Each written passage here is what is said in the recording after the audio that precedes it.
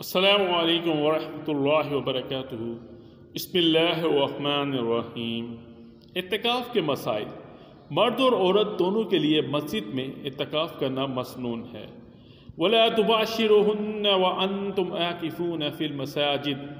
سورہ بقرہ میں اللہ تعالیٰ فرماتا ہے جب تم مسجدوں میں اعتکاف میں ہو تو ان سے یعنی بیویوں سے مباشرت نہ کرو۔ عائشہ رضی اللہ تعالی عنہ سے روایت ہے کہ نبی صلی اللہ علیہ وآلہ وسلم رمضان کے آخری عشرے میں اعتکاف کیا کرتے تھے۔ میں آپ کے لیے خیمہ لگانے کا اہتمام کرتی، آپ صبح کی نماز پڑھتے پھر اس میں داخل ہو جاتے۔